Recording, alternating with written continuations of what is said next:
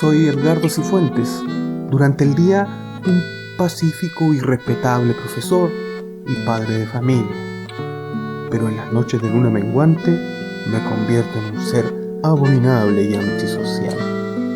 Un artista de historietas. Y en este canal ustedes me podrán acompañar más allá de las páginas de los libros, a curiosear, en donde curioseamos los que practicamos la antigua y vital costumbre de los seres humanos, contar historias.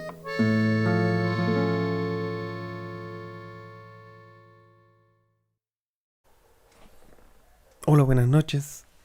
Por fin, lo que ustedes estaban esperando.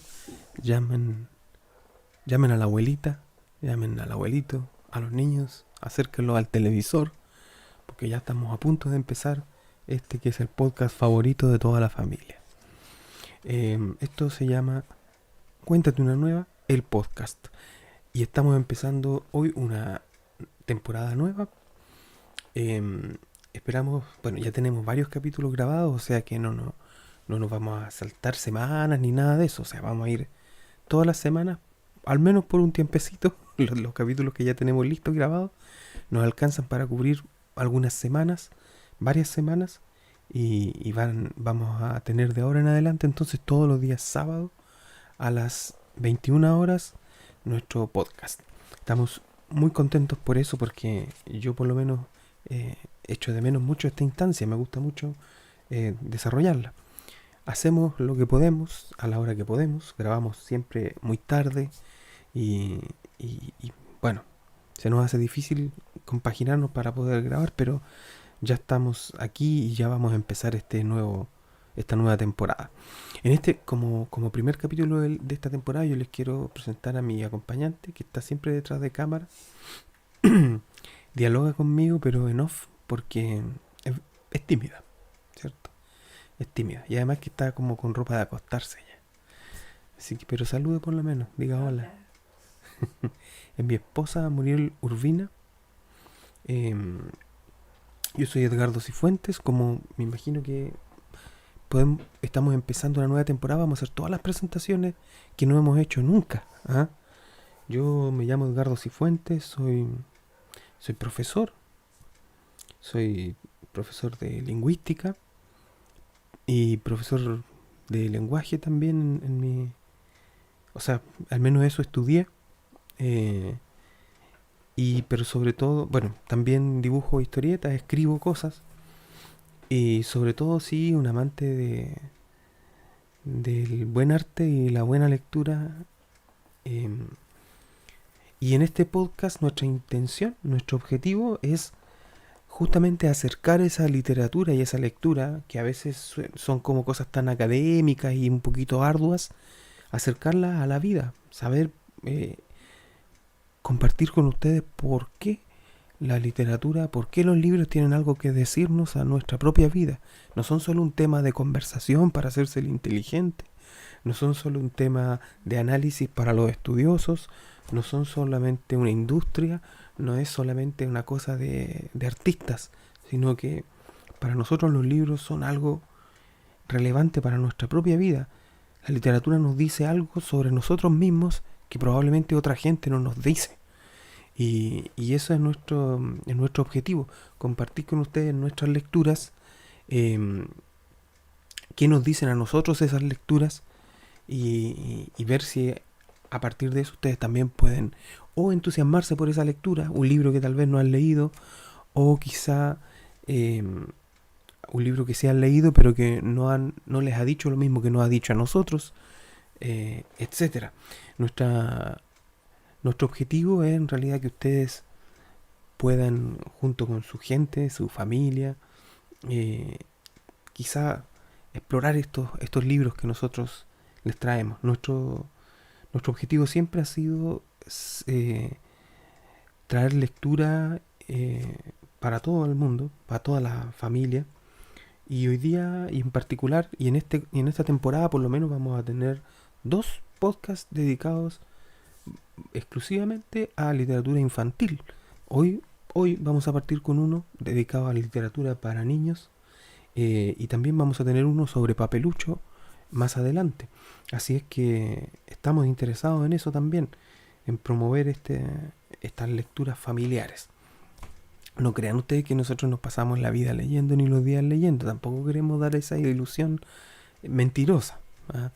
Tratamos de leer, pero nuestros tiempos nos ganan y también cuando tenemos tiempo es de noche. ¿Te acuerdas cuando nosotros nos casamos recién? Muy a menudo teníamos la práctica, o sea, casi todas las noches leíamos en la noche. Pero ahora que somos padres de niños pequeños, las veces que hemos intentado leer en la noche, dura media página y usted ya está durmiendo. Entonces, obviamente que cambia la vida. Y bueno, cuando nosotros tenemos tiempo, probablemente en la noche y de compartir, nos dedicamos vemos una película porque no nos quedamos dormidos así, digamos. Pero, pero la verdad es que la lectura no está tan presente como quisiéramos en nuestra vida. Pero las lecturas que han estado y lo que hemos logrado, lo atesoramos como algo súper valioso. ¿Mm? Así que vamos a hablar de algún... Igual no ha sido libros tan cortos. No, pues sí, tampoco ha sido poco, no digamos. Claro, en esos años que nosotros nos casamos leímos. Estamos hablando de leer en voz alta, ¿eh? El leer en voz alta entero, Ana Karenina, los hermanos Karamazov y algunos otros libritos más. Eso eran los más largos, pues leímos Sí. otras cosas más cortas. Creo que leímos, ¿cómo se llama? También esa de Hayi. Sí, leímos este cortito del rusito. Ay, El Iván Illich, ¿es? La ese, muerte de Iván Illich. sí, Eva. Y también me acuerdo de los chinos. Yo quiero hacer un podcast La sobre buena eso. tierra. Sí, La Buena Tierra. Ay, Sí, qué sí, lindo libro. sí. Es un bonito libro. Deberíamos hacer un podcast sobre eso. Vamos a tratar de hacer uno. Ya. Pero bueno, el punto no es para presumir, digamos. No, la cosa es que la cosa se trata, digamos, de que para nosotros, por lo menos es una buena instancia. Fue una instancia súper bonita. Cuando pudimos hacerlo, dejar esas noches de lectura. Yo me acuerdo, por ejemplo, a mí me trae el recuerdo de mis papás, que también mis papás no son unas personas que se dediquen al mundo de las humanidades, ni al arte, ni ninguna de esas cosas. Mis papás son personas trabajadoras, mi papá hace muebles, mi mamá es dueña de casa, pero sí que yo tengo el recuerdo muy patente cuando mi papá nos leía cuando éramos niños. Yo recuerdo haber escuchado entero el Lazarillo de Tormes, haber escuchado entero los cuentos de la selva de Horacio Quiroga, el, eh, el niño que enloqueció de amor, que le gustaba a mi papá, y otros libros más. No teníamos muchos libros en la casa, por eso a veces los leían. Yo, por ejemplo, el Lazarillo de Tormes o los cuentos de la selva de Horacio Quiroga los escuché muchas veces, porque no teníamos muchos libros, así que los releíamos los que teníamos. Y mis papás también recuerdo cuando se leían, cuando yo compré, me acuerdo, algunos más, leyeron la colección de papelucho cuando ya nosotros estábamos grandes y y mi papá le leía a mi mamá. Es una actividad muy, muy bonita. ¿Ah? Un poquito estos podcasts han ido reemplazando un poquito esa costumbre que teníamos nosotros en algún momento que vamos a ver si retomamos cuando Felipe ya deje un poquito más de tiempo. Pero bueno, no es la queja de eso, sino que lo que queremos hacer es que compartir con ustedes esta pasión vital que existe por la lectura. Nuestra vida, todas las reflexiones, todo lo que nosotros nos miramos a nosotros mismos cuando leemos, queremos compartirlo con ustedes en este podcast y no doy más la lata porque es demasiado largo como para introducción. Son 8 minutos, no es tanto. Ya, ahora sí que vamos con lo que nos corresponde al día de hoy. Hoy día vamos a hablar, en realidad, vamos a usar dos obras como una excusa para hablar de un tema, que es lo que hacemos habitualmente. Les voy a mostrar este librito que es, bueno, en realidad es un libro que trae dos textos, dos libros de Kipling. Estas son unas ediciones. A todo esto hablando también de las excusas que a veces hay para leer. Está bien, digamos. Yo sé que a veces hay gente que no puede no tener acceso. Pero Edimat es una editorial que publica libros clásicos en versiones muy económicas. Muy económicas. Muy económicas. O sea, 2.500 pesos, 3.000 pesos. Algunos más chiquititos. Obviamente este libro es un libro más gordo. Tapas duras. Vale un poquito más. Pero tampoco mucho más. Yo no me acuerdo cuándo pagamos por como 8.000 pesos o algo así. Es y trae El libro de la selva. El libro de la selva también lo leímos, yo lo leí en voz alta entero Dios. al Diego, ¿cierto? Se lo leí en voz alta, El libro de la selva. Y vamos a hablar del libro de la selva y otro libro que también leímos juntos en voz alta que fue Corazón, ¿ya? La lectura en voz alta hace un poco de tiempo la habíamos retomado también con la... Sí, no, pero nosotros aquí con los textos de detectives, un tiempo estuvimos leyendo todos los días también cuentos de detectives, leímos de todo lo que yo tengo del Padre Brown, todo lo que tenemos de Sherlock Holmes, entretenidísimo. Ahí hay hicimos un podcast sobre detectives una vez. Oigan, no quiere decir que aquí se lea todo el día ni que seamos intelectuales, digamos, ni que nuestros chicos tampoco anden leyendo. El Diego también ha dejado un poco esas prácticas. No quiere decir eso, no queremos decir eso, pero sí queremos decir que que son bonitos recuerdos. Por lo menos para mí son bonitos recuerdos. Y los textos de detectives son cuestiones entretenidísimas. El libro de la selva de Rudyard Kipling también es un libro muy entretenido. Muy entretenido. Vamos a hablar un poquito sobre él. Y vamos a hablar un poquito sobre el libro Corazón. ¿Y por qué he escogido estos dos textos? Porque tienen algo en común. ¿Qué tienen? Bueno, tienen varias cosas en común. Corazón y el libro de la selva. Bueno, ¿quién es el autor de Corazón? ¿Cómo se llama el autor de Corazón? Bueno, nosotros lo teníamos, pero no encontré el libro yo para hacer el podcast. Edmundo de Amicis, o Amichis, o no sé cómo se pronunciará, ¿cierto? Bueno, ¿quién era Edmundo de Amicis? Edmundo de Amicis era, hasta donde yo entiendo, lo leí hace tiempo esto, y puedo estarme pegando un carril. Tenía que ver con el mundo militar, era un militar. Y si bueno, ¿de qué va Corazón? Describamos un poquito los dos textos de los cuales vamos a hablar rápidamente. Corazón es un libro que reúne una serie de historias.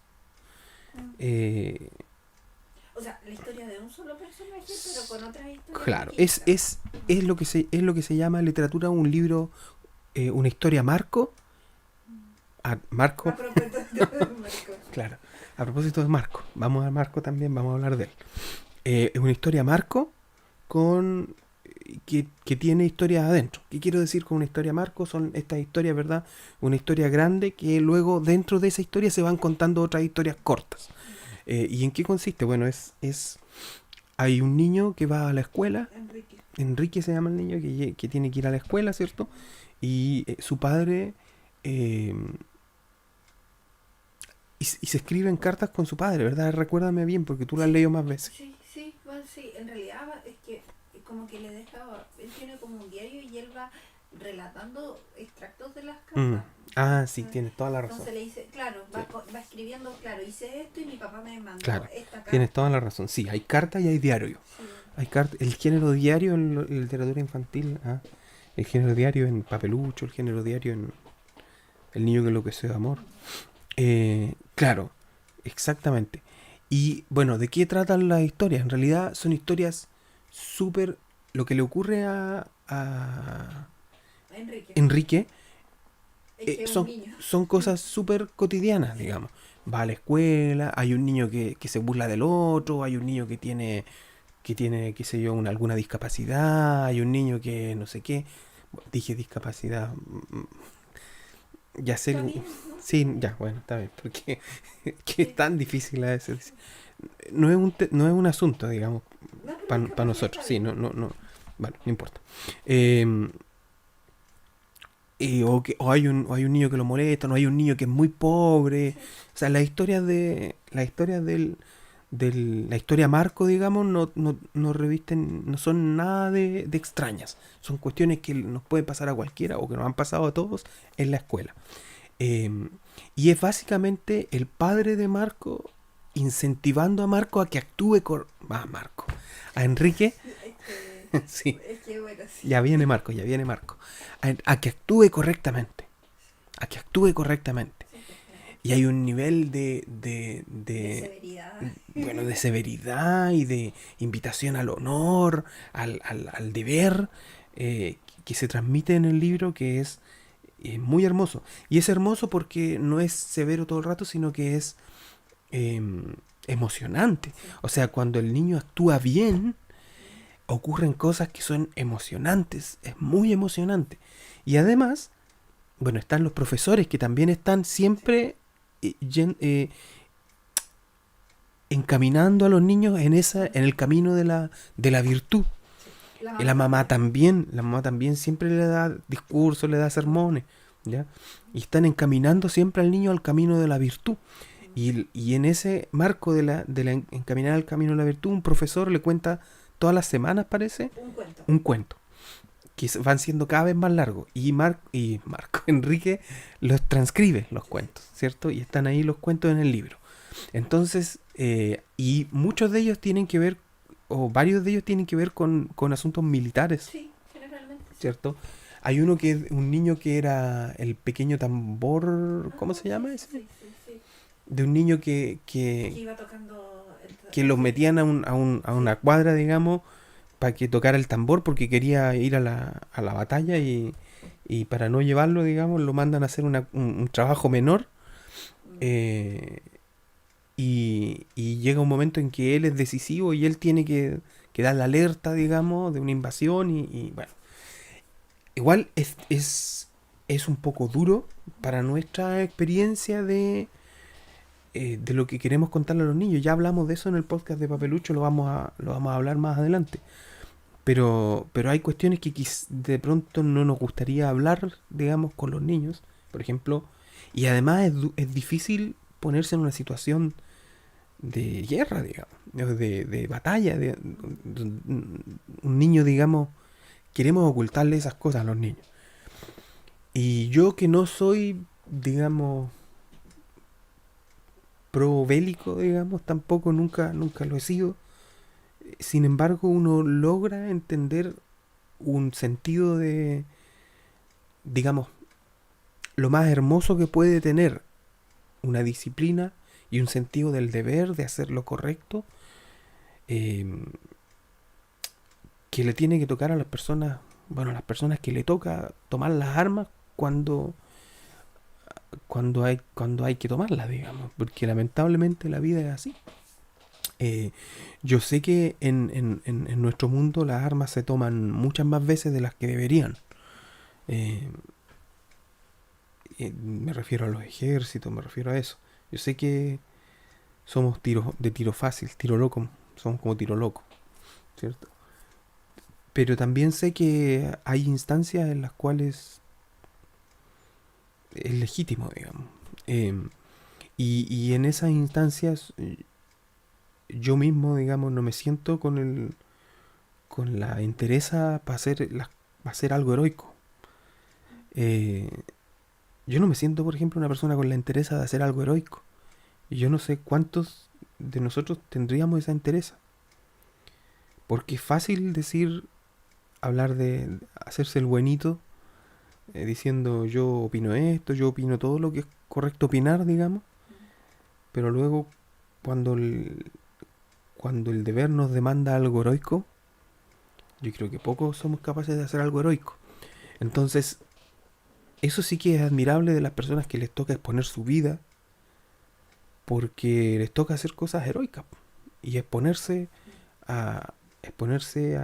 a la muerte, eh, por hacer algo bien. Y eso que es tan difícil de hablar está en el libro Corazón de una manera muy sutil, diría yo, muy sutil. Em, es un re bonito libro para compartir. Y, y, y esa disciplina, ¿y por qué digo que tienen eso tiene que ver un poquito con lo que hay en el libro de la selva? Bueno, fíjate tú una curiosidad a propósito de disciplina y de lo militar. em, bueno, no recuerdo si Rudyard Kipling combatió, no me acuerdo, no lo recuerdo. A todo esto un día podríamos hacer, hay muchos escritores que han combatido en la guerra. Entre la primera sobre todo, muchos de los escritores clásicos Muchos escritores que leemos han combatido en la guerra. No recuerdo si Kipling combatió en alguna guerra.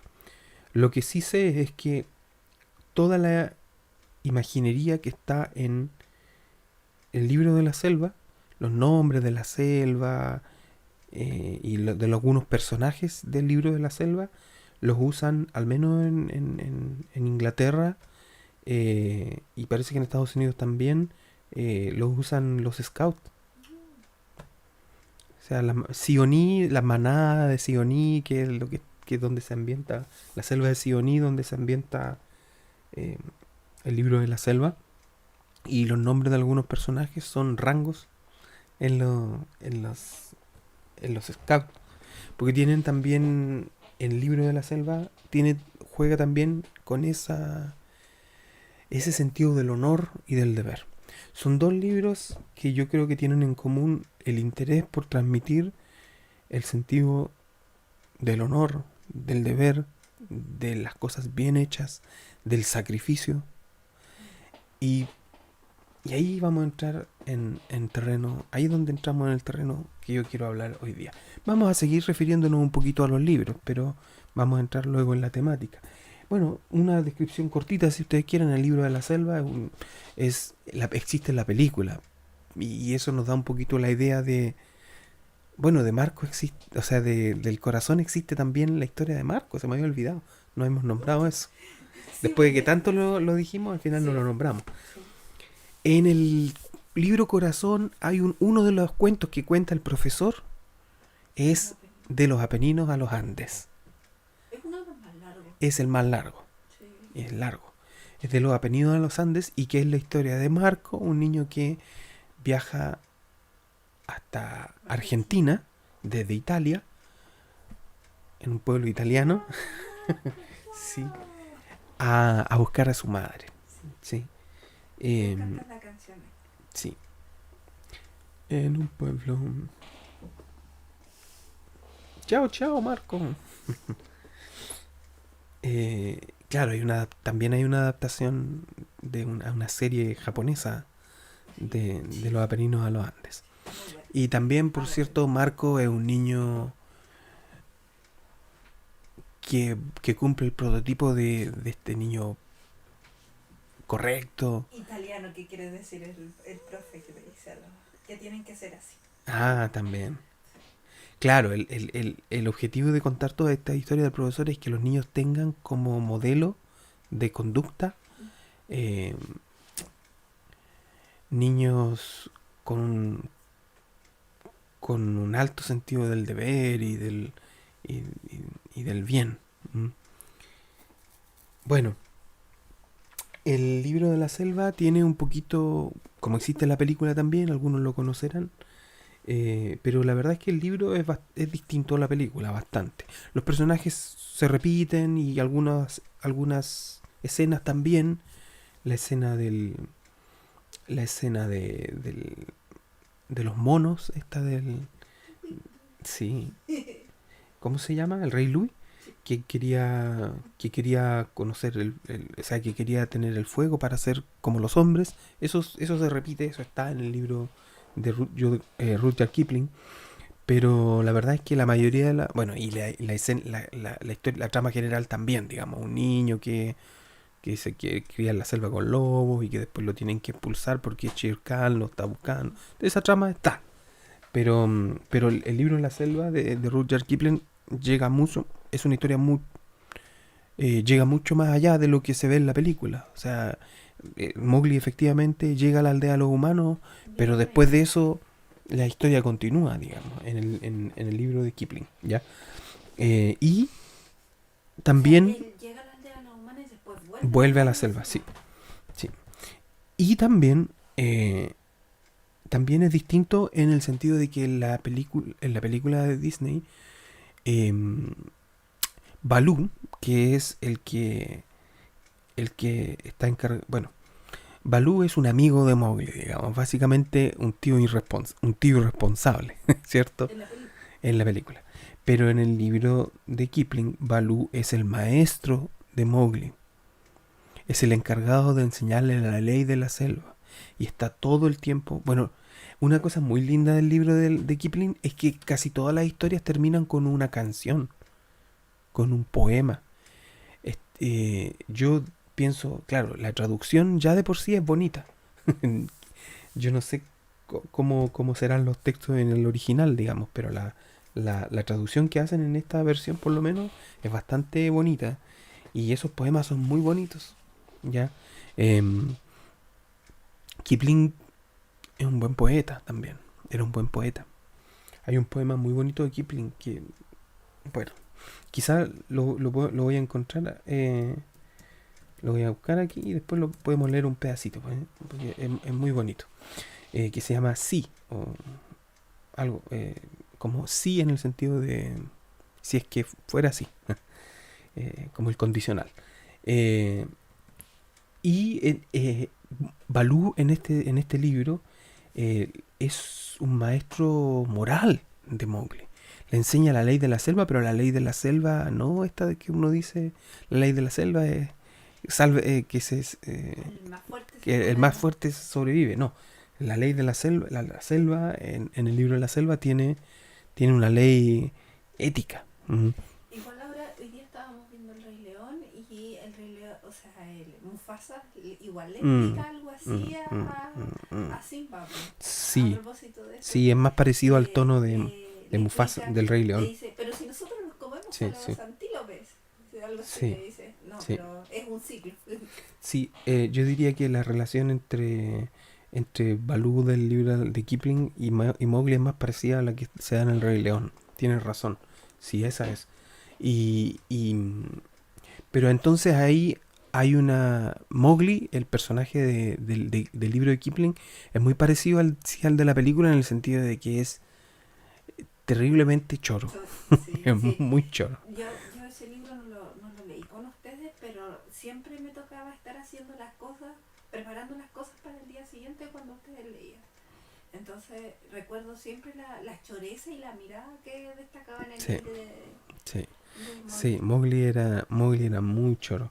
Y entonces Mowgli era muy temperamental y Balú estaba encargado entonces de enseñarle a, a comportarse, digamos, como ese temperamento no era el motor de acción de la vida. O sea, que había maneras de hacer las cosas que iban más allá de lo que nosotros teníamos ganas de hacer por nuestro temperamento. Em, Y entonces en ese sentido también es muy parecido a... Quiero decir, bueno, a lo que yo quiero llegar, ya lleguemos de plano, ¿cierto? Que hay una manera eh, de hacer literatura para niños que tenía que ver con esto, con presentarle a los niños un modelo de virtud, para que ellos se vieran en ese modelo y trataran de imitar ese modelo. O por lo menos para que lo tuvieran como algo admirable. Por último, si no eran capaces de imitarlo, por lo menos que pudieran Replicar. admirarlo. Claro. Em, en el cómic, ya que aquí nos sigue gente también que viene del mundillo del cómic, en el cómic es como Tintín, ¿no? Tintín es como ese personaje. De hecho, también Tintín tiene mucho que ver con los scouts, eh, con la idea del deber, digamos, con los principios y con todo eso de los scouts, ¿no? Ergué era scout y, y Tintín se crea en un comienzo como con toda con todos los principios y con todas las cosas que se defiende desde el scout.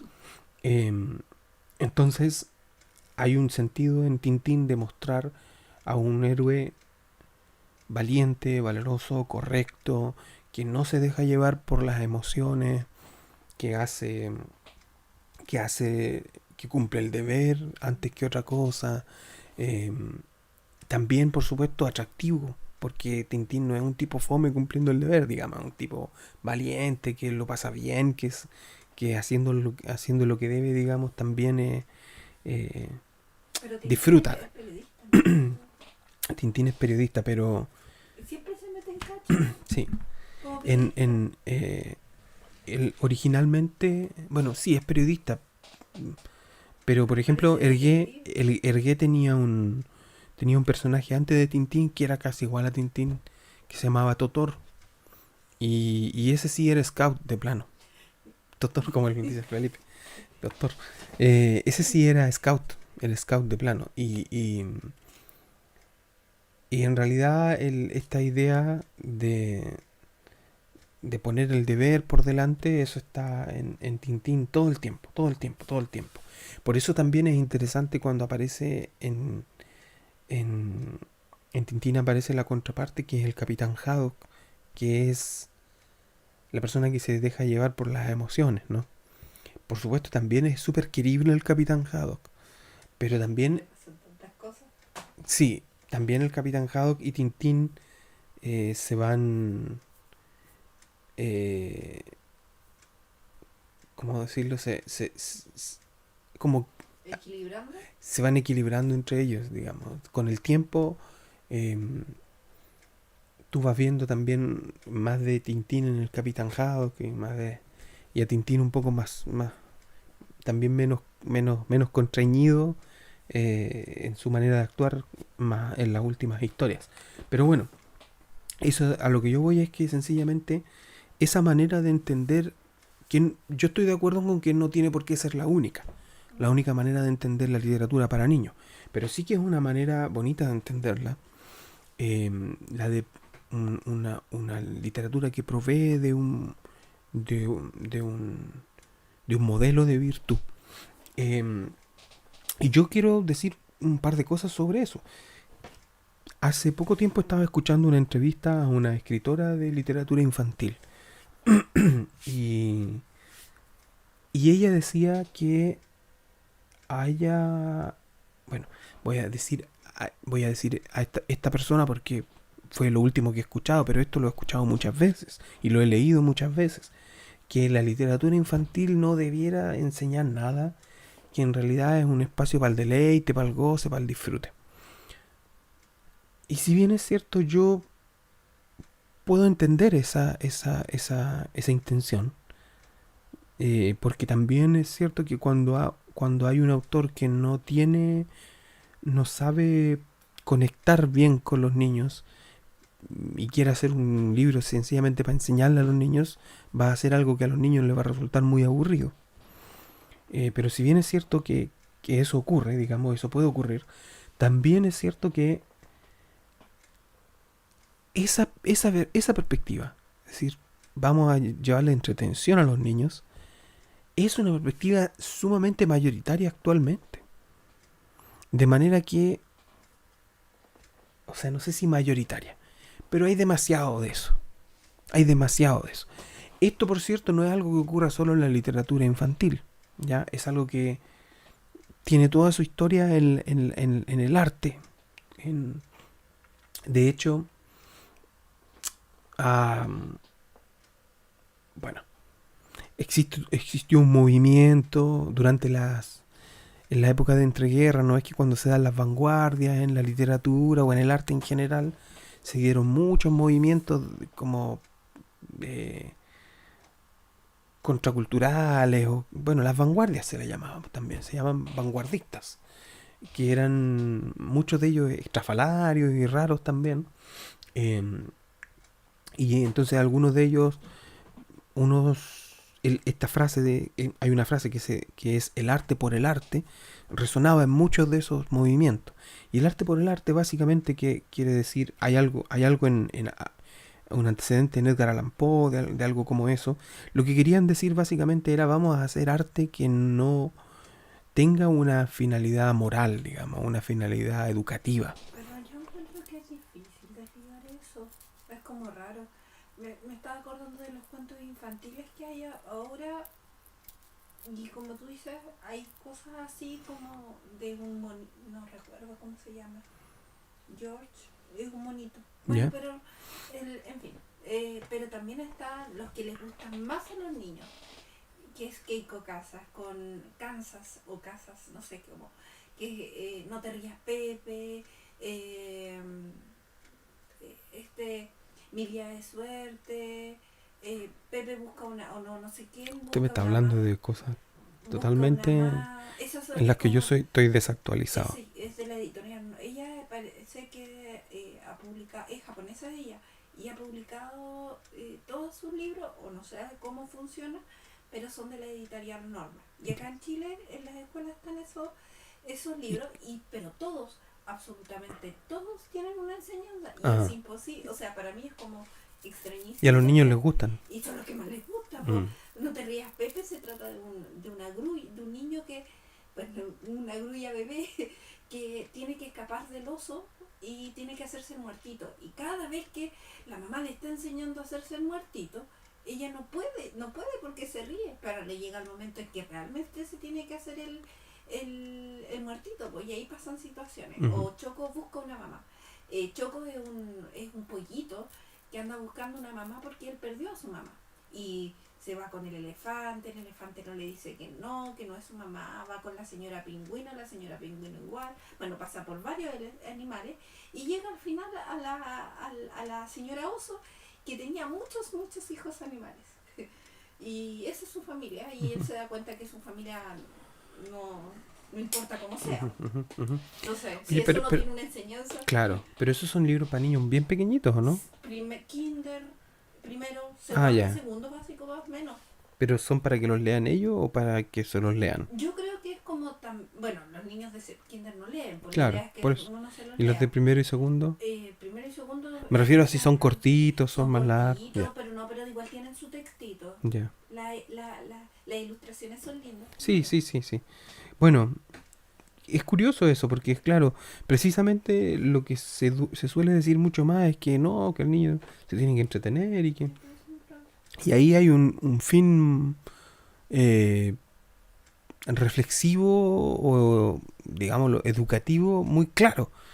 Eh, claro, yo entiendo que, que, que justamente esto se dio para, o sea, esta idea de que la lectura era para enseñar, digamos,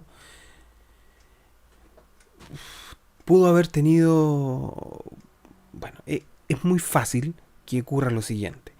La lectura para enseñar, entonces vienen distintas personas que están interesadas en enseñarle cosas, le pagan o contratan que se escriban obras que enseñen lo que ellos quieren que se enseñe y listo, digamos. O sea, la lectura panfletaria, digamos, podríamos decir.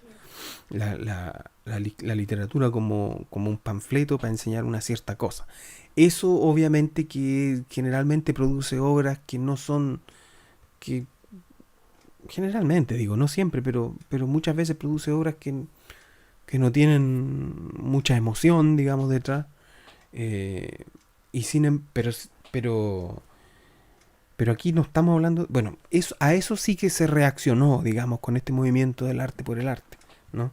Y eso en la literatura está muy presente. La literatura para adultos, digamos, o la literatura en general, esa preocupación y ese momento que la literatura no es una cuestión que yo use para enseñar cosas, digamos, es otra cosa. El goce, el deleite se habla del lector. Eh, ese rechazo a que la literatura sirva para enseñar, digamos, para transmitir un saber, una sabiduría de vida, es un rechazo que está muy presente en nuestra época. Hay quienes dicen, vamos aquí a hablar de cuestiones un poquito más técnicas, pero lo voy a decir así nomás porque entre porque estamos en un podcast y porque también no tengo las lecturas a mano ni me acuerdo muy bien, pero hay una idea de que existe en el arte, o hay algunos autores que plantean que en el arte ocurre una especie de ping-pong eh, entre dos extremos de concepción del arte, el romanticismo y el clasicismo. O sea que básicamente que cada época, o que en una época empieza a irse mucho a un extremo y de repente reacciona la misma gente de esa época reacciona yéndose al otro extremo. ¿Y cuáles son estos extremos? El romanticismo sería la libertad creadora, digamos, la libertad de crear el arte por el arte, digamos. O sea, sin responderle a nadie, sin estar pensando en... Ya. Y el otro extremo, el clasicismo, sería en cambio la menor libertad formal, digamos, más eh, eh, acomodarse a ciertos moldes y además a ciertas cosas que se deben decir. Eh, y según algunos autores, digamos, el arte va o ha ido durante la historia, eh, o podría leerse así, que va entre los dos polos, digamos. Y quizá esta idea del arte por el arte es una forma del romanticismo. El entendido del romanticismo como esta idea de la libertad, de la expresión y todo lo demás. No hay que entender aquí el romanticismo como tú me amas y yo te amo, ¿cierto? Sino que el romanticismo literario se refiere, bueno, a varias cosas, pero entre ellas una, un mayor énfasis o un mayor foco en la personalidad del artista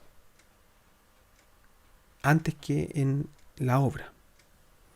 O, o donde el artista y su personalidad y sus inquietudes y su libertad están muy presentes en la obra. Em, entonces, esta idea, este ondular, digamos, de la historia nos pillaría a nosotros, o nos ha pillado a nosotros en una época en que por lo menos en algunos aspectos estamos muy interesados en que en la literatura no exista ese traspaso de sabiduría. Y yo diría que yo tengo la impresión de que la verdad es que no es un tema zanjado eso, a diferencia de lo que mucha gente cree. Quiero decir, muchas veces yo que vengo del mundo de la academia, yo trabajo en la universidad, soy profesor en la universidad, y también he visto mucho, digamos, lo que ocurre en el ámbito de la literatura, en el ámbito académico de la literatura. Muchas veces algunas personas cuando escuchan desde la academia decir algo, y personas sobre todo que están fuera, pero incluso personas que están dentro de la academia, y escuchan decir algo sobre el arte, algo sobre la literatura, piensan que esa es la última palabra sobre las cosas, y que si en la academia todo el mundo dice que el fin de la escritura infantil, ¿no?, es el deleite y el goce, entonces será el deleite y el goce, porque no podemos contradecir a los estudiosos. Mentira, sí que podemos. Para eso estamos aquí. Para contradecir a los estudiosos, para contradecir a toda la gente, a nuestros espectadores que tienen ganas, los que tengan ganas de ser contradichos. Para eso estamos, para contradecir a mi señora, para contradecir a todos. No, perdón, no tanto, no para tanto, perdón, disculpe. Ya, entonces no nos vamos a atrever a tanto en este podcast, ¿cierto? Sí. Ya. Entonces, esta idea de que la literatura infantil no sirve para eso, yo diría que hay muy buenos argumentos para decir que es una idea equivocada. Yo quiero leer una cosita de un libro de Gabriela Mistral que se llama... ¡Ay, se me olvidó el nombre! No me acuerdo el nombre. Espérate, quiero decirlo porque para que ustedes lo busquen. Está en internet, lo pueden encontrar en internet. Se llama Pasión de leer. Es una antología de textos y ella al comienzo está hablando de la lectura, digamos, y cómo enseñamos la lectura a los niños justamente. Y en una parte comenta una frase que es la frase que nosotros estamos diciendo acá, digamos, y sobre la que quiero ahondar en lo que queda del podcast. Lo poco que queda, ya lo sé. Bueno, lo que dice entonces Gabriela Mistral es: la lectura distrae. No siempre nos distrae, dice ella. Es decir, nos aparta y nos pone a la deriva, porque muchas veces nos hinca mejor en lo nuestro. Gabriela Mistral tiene una manera un poquito metafórica de hablar que a veces complica un poco la interpretación, ¿no? Eso de hincar mejor en lo nuestro. Bueno, da el regusto de lo vivido y es rumia de lo personal que hacemos sobre la pieza ajena. Eso suena un poco raro, pero el regusto de lo vivido, o sea, volvemos a gustar, a saborear lo que ya hemos vivido antes, a través de la lectura, a través de la contemplación de una obra de arte, nos recordamos nuestra propia vida, ¿no? Y es rumia, o sea, masticamos lo personal al estar viendo una pieza ajena. ¿Ya? Y el concepto que tiene entonces Gabriela Mistral de la lectura es un concepto que no tiene que ver con la entretención. Lo que ella usa es la palabra distracción. La lectura distrae, dice, no siempre distrae. Eh, que es básicamente un equivalente a lo que hemos estado hablando aquí de entretención, ¿no? No es así, según Gabriela Mistral. No es la distracción el elemento central de la lectura, sino que la identificación de nosotros los lectores. Esto me parece importante y luego quiero decir que yo concuerdo con eso y también, y bueno, también quiero explicar algunas razones más de por qué a mí me parece que esta es una postura adecuada y que darle tanto énfasis al aspecto de la entretención o de la distracción en la lectura puede resultar algo negativo. Cierto es que no estamos diciendo aquí que la entretención no tenga nada que ver con la lectura, sino que no es el aspecto central. Bueno, ¿por qué? ¿Cuál es mi argumentación al respecto? Mi argumentación es básicamente que la entretención es es un hecho que, si bien es cierto, no, o sea que no tiene, es legítimo, es totalmente legítimo y necesario para todos nosotros en nuestra vida. Pero, como sucede con muchas cosas, es apreciable, disfrutable y verdadero en la medida en que funciona con un contraste. Como la mayoría de las cosas en nuestra experiencia las percibimos a través del contraste. ¿Sí? Percibimos, por ejemplo, los colores, percibimos un amarillo claramente, un círculo amarillo allí donde ese círculo está dibujado sobre algo que contraste. Si está dibujado sobre un color violeta, grisáceo, ese amarillo va a notarse claramente, va a resplandecer. Si está dibujado sobre un blanco, entonces no se va a notar tan claramente. Si está dibujado sobre un naranjo, tampoco se va a notar tan claramente ese amarillo. ¿Mm? El contraste es lo que en nuestra experiencia nos hace perceptible y disfrutable algo. De manera que la entretención, siguiendo esta misma lógica, sí que nos parece disfrutable en la medida en que es un descanso de otros momentos de que no son entretención, ¿no? Estoy pensando eh, en que en nuestra experiencia, por lo menos los que hemos tenido la experiencia alguna vez de aburrirnos, de no hacer nada, que es algo que ya a mí de adulto no me pasa. Yo no recuerdo ya experiencia de haberme aburrido hace mucho tiempo. Aburrido al menos de no tener que hacer, digamos. Siempre uno tiene algo que hacer. Em, y si no tiene algo que hacer, disfruta ese momento en que no tiene nada que hacer, porque son escasos. Pero sí que recuerdo de la juventud, de la adolescencia, esos aburrimientos, esas tardes de hastío. Y la verdad es que uno ahora diría, en el momento en que estoy ahora, diría, añoro tener, qué sé yo, todo un verano de no tener nada que hacer absolutamente para dedicarme a hacer cosas que yo quiero hacer, ¿no? Pero la verdad es que el deleite de hacer esas cosas, el deleite de descansar, el deleite de entretenerse, de distraerse, es un deleite que se alcanza a percibir en la medida en que contrasta con un día a día en que hay mucho que hacer. Si tuviéramos todos los días, si yo tuviera todo el día sin nada que hacer, entonces probablemente ya no sería deleitoso para mí estar sin hacer nada. Y es lo que ocurre muchas veces, ¿cierto? Y es lo que a uno le ocurre cuando es adolescente también, que, bueno, hoy día es mucho más que en la época en que yo fui adolescente. Porque hoy día tienes internet, tienes servicios de streaming, o de, ¿cómo se llama? No, de televisión, no sé si eso se llama streaming, pero la televisión como el Disney Plus, como el Netflix, como todas esas cosas, eh, que tiene mucha gente, digamos, no todos, pero sí que mucha gente. Y, y yo pienso en este momento, digo, yo no me aburriría si viviera en esta época o si hubiera sido joven en esta época.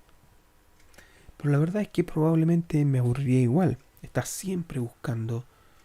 Porque nunca es suficiente la entretención cuando la entretención no contrasta con un día a día en que hay cosas que por hacer. O sea, la entretención es disfrutable o cualquier cosa nos va a parecer entretenida en la medida en que hemos tenido mucho que hacer antes o en la medida en que el momento de entretención es un momento limitado en el tiempo. Eh, y esto y esto me lleva a lo último que quiero decir y que tiene que ver con cómo concebimos la entretención. Nosotros vivimos en una época en que la entretención, yo creo, opino, que tiene un lugar muy central. Eh, las redes sociales, bueno, el internet que prometía ser un medio y que lo es en muchos sentidos. O sea, estos mismos podcasts que ustedes están escuchando y que yo también escucho en muchas ocasiones. O no sé hacer cualquier cosa y lo busco en YouTube y ahí un tutorial me indica cómo hacer algo, muchas cosas he aprendido a hacer a través de un tutorial de YouTube. O sea, el internet cumple, digamos, esa promesa de ser una fuente de información, pero también es, sobre todo y en buena medida, una fuente de entretención. Y, y yo quiero ser súper enfático en que no estoy denostando la entretención.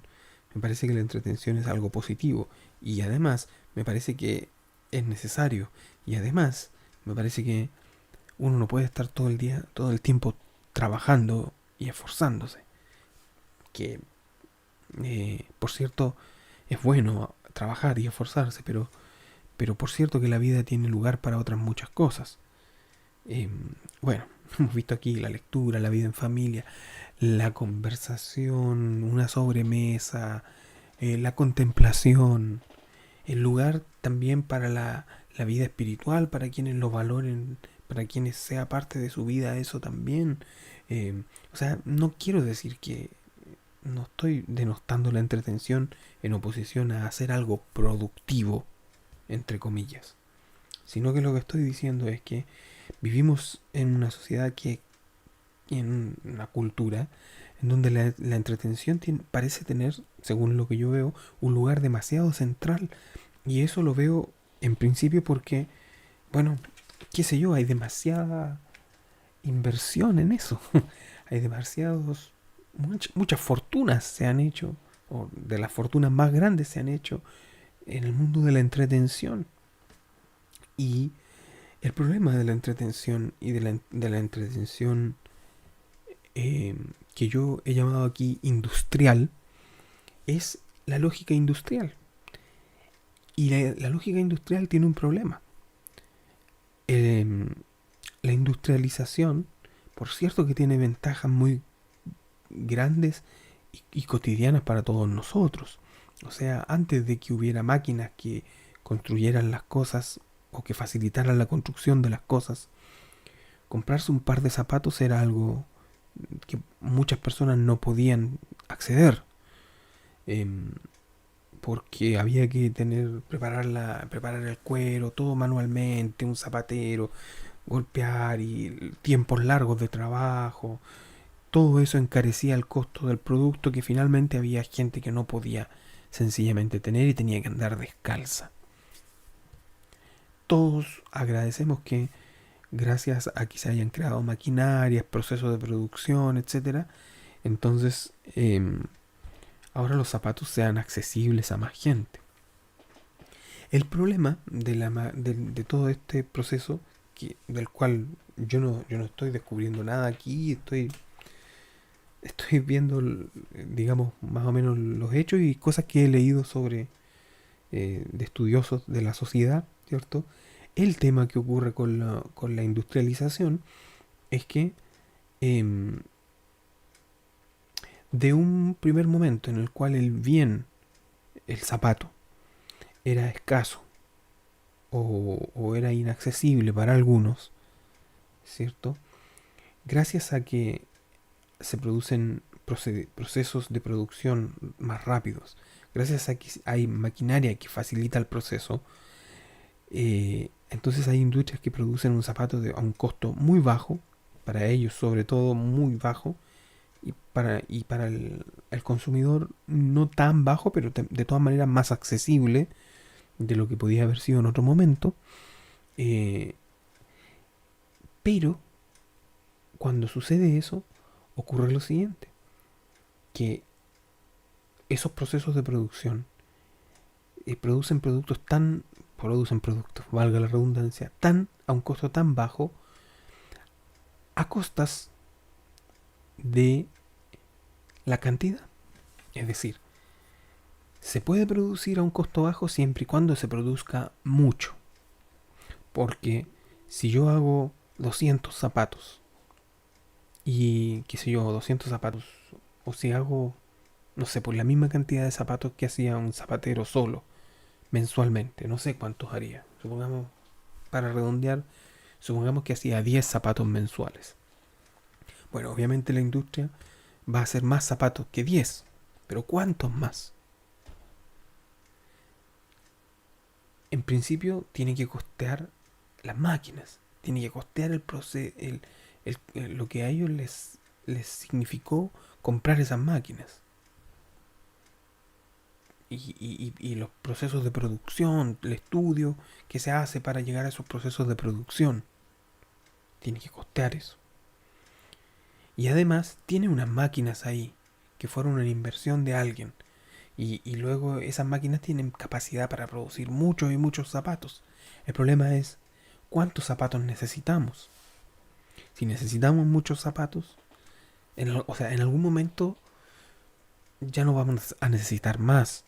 Las máquinas producen tanto que cubren, digamos, las necesidades de zapatos. ¿Qué es lo que ocurre entonces? El problema de la industria ya no es cómo produzco los zapatos que las personas más rápidamente y a un buen costo, los zapatos que la gente necesita. Eso ya está cubierto. El problema de la industria ahora es ¿y cómo hago para seguir vendiendo estos zapatos que produzco incansablemente y a bajo costo? Está bien, a bajo costo, pero si nadie me los compra, entonces ese bajo costo va a ser plata perdida igual. ¿Cómo vendo? Ese es el problema. Ahí es donde viene el marketing, ¿no?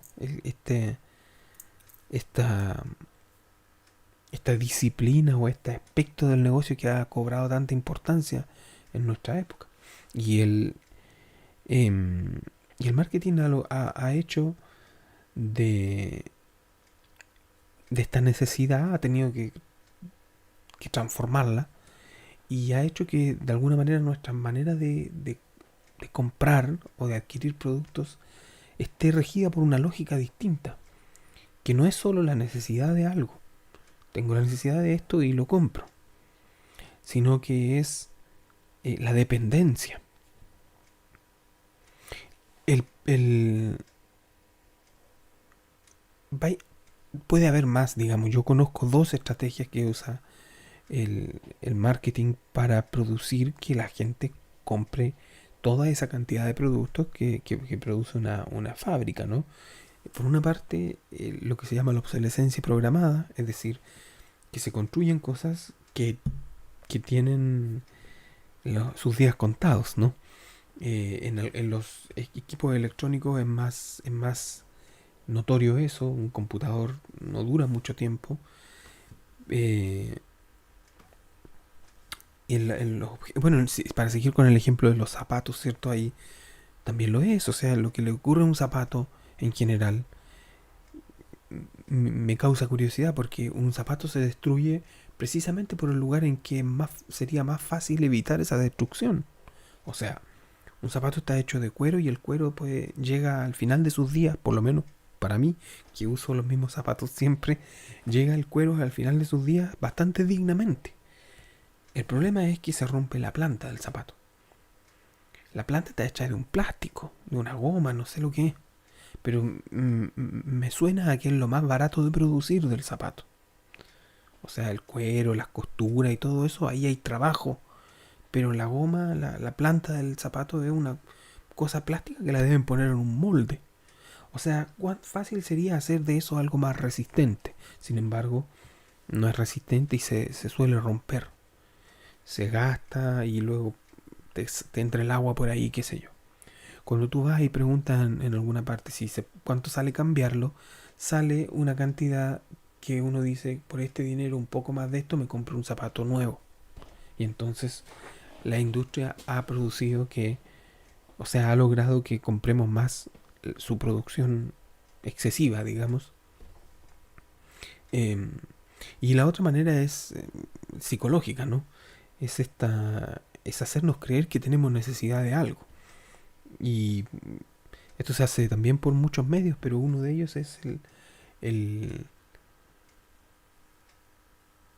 la actualización. Por ejemplo, lo que ocurre con los celulares, ¿no? Em, Se dice, bueno, es el iPhone 13. Entonces el iPhone 13 tiene tales y cuales características. Ah, entonces tengo que actualizar mi teléfono. Bueno, no estoy hablando de mí, que en eso a mí no me han logrado convencer. Obviamente en otras cosas sí me habrán convencido, pero en eso no. Em, Quiero decir, obviamente porque, miren, este celular, por Dios, no tiene toda la pantalla quebrada. Evidentemente no es algo de lo cual yo ande preocupado. Pero eh, sí que es la estrategia de venta del celular tiene que ver con que el nuevo tiene tales y cuales mejoramientos. Ahora, yo me pregunto, un celular, un iPhone 12 o la compañía iPhone que construye el celular iPhone 12 en ese año no tenía la tecnología para hacerlo con las mismas características que lo hizo el año siguiente. O sea, con los mismos píxeles, con la misma calidad de la cámara, con lo que sea. La misma memoria, no sé. Me parece que sí tenían la capacidad para hacerlo con esa misma tecnología. Los momentos en que aparece una tecnología que realmente es nueva, novedosa y que recién ahora se puede aplicar, antes no se podía, no es siempre. Convengamos que muchas veces se lanzan actualizaciones o versiones nuevas que sencillamente mejoran un poco alguna cosa. Bueno, porque se hace. Incluso muchas veces las aplicaciones, ¿no? Lo que ocurre es que se empiezan a actualizar aplicaciones que uno no les pide que se actualizan porque quieren, y se actualizan y ocupan cada vez más memoria y hacen que el equipo sea cada vez más lento. Y entonces uno en algún momento ve la necesidad y dice, este equipo ya no me funciona, es muy lento, entonces me cambio a otro. Ha logrado la industria que vendernos, digamos, su producción excesiva que no necesitamos. Bueno, esa lógica, la lógica de eh, hacernos dependientes finalmente, es la misma lógica que existe en la entretención industrial. La entretención, cuando digo entretención industrial, no estoy hablando de lo mismo que la entretención, ¿no? Tú te sientas y haces cualquier cosa, te estás entreteniendo. Bueno, pero la entretención industrial, la industria de la entretención, ha tenido que buscar también las maneras para vendernos todo su arsenal de producción. En principio, si la entretención natural es yo trabajo, hago muchas cosas y luego me tomo un tiempo para descansar y me distraigo, me entretengo y luego vuelvo a mis quehaceres, em, ese ratito que descansamos y que nos entretenemos no le es suficiente probablemente a la industria de la entretención. Con eso no se sostiene toda la gente que está produciendo entretención. Así que nos tienen que tener más tiempo entretenidos. Y hay maneras, ¿verdad? Todos lo hemos visto. Hay gente que dice, yo no sé cómo fui capaz de sentarme un día y terminar al otro de ver algo, digamos, una serie o lo que fuera.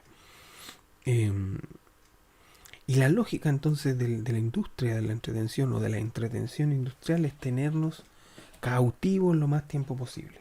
Bueno, esa no es la lógica del arte ni la lógica de la literatura. Como decíamos y como decía en concordancia con lo que decía Gabriela Mistral, la lógica del arte no es la distracción. No es la distracción.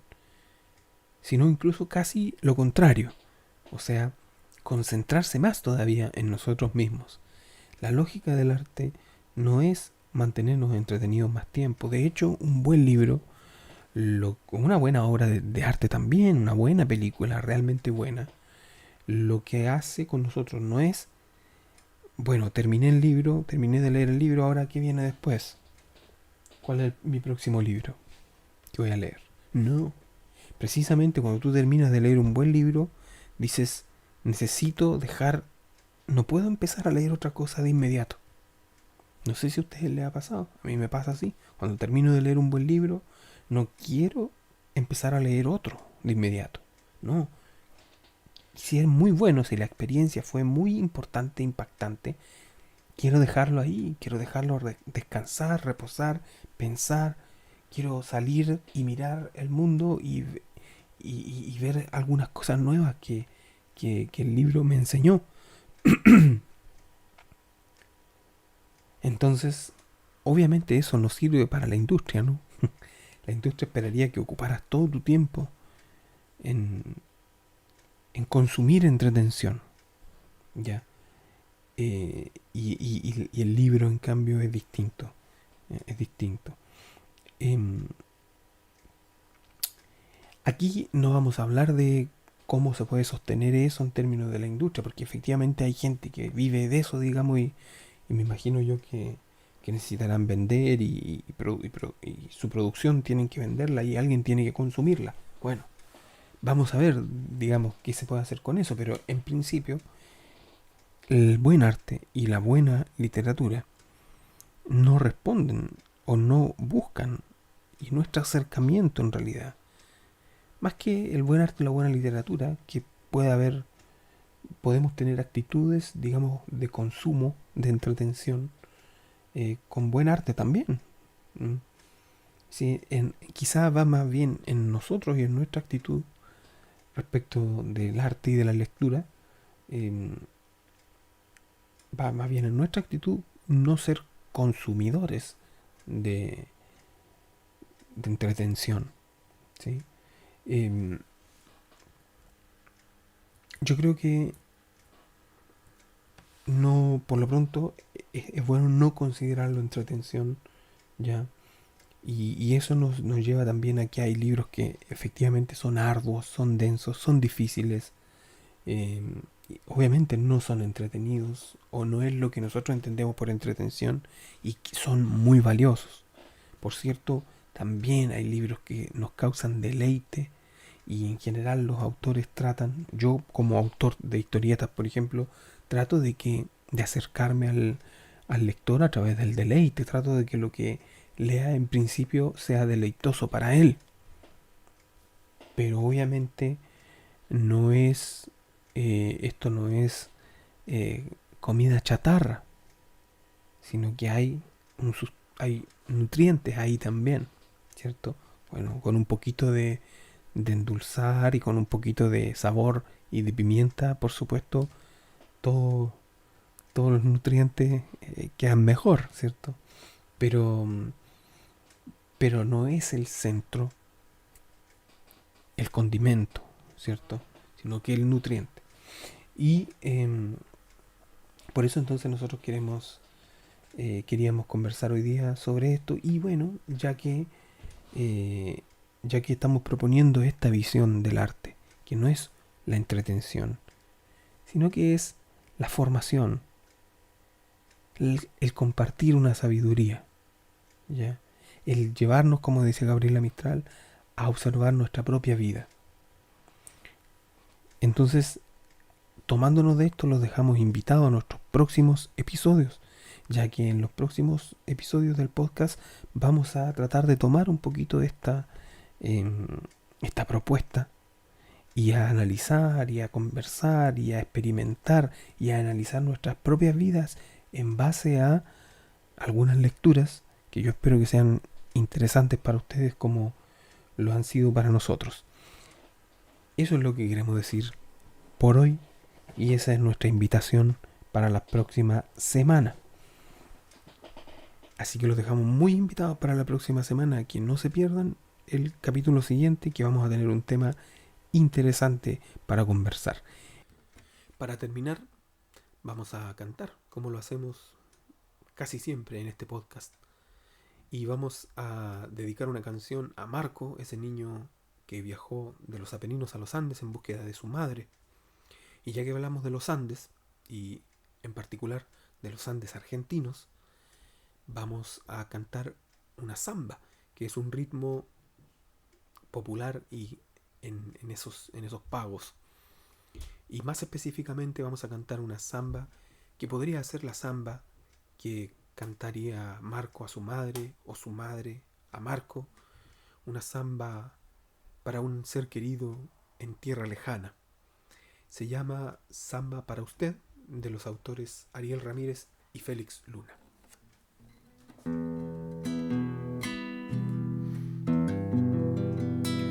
Yo no sé si podrá esta samba llegar a usted. Bajo los luceros va por la noche buscando el pueblito donde lo dejé. Bajo los luceros va por la noche buscando el pueblito donde lo dejé.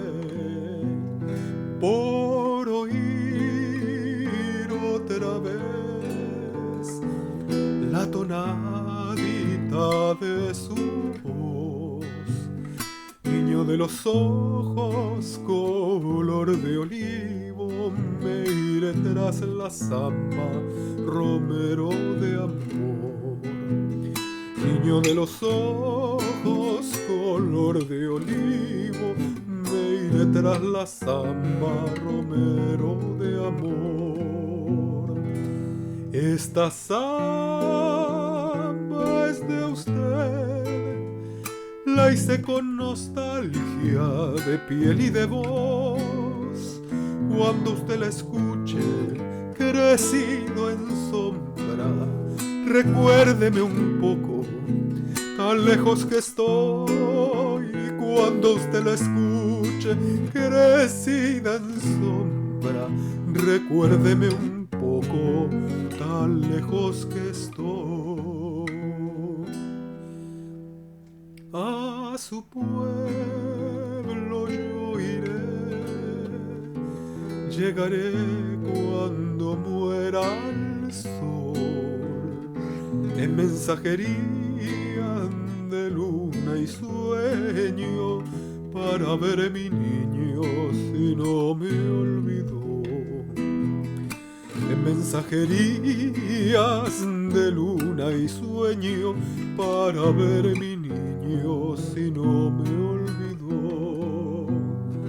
Soy aquel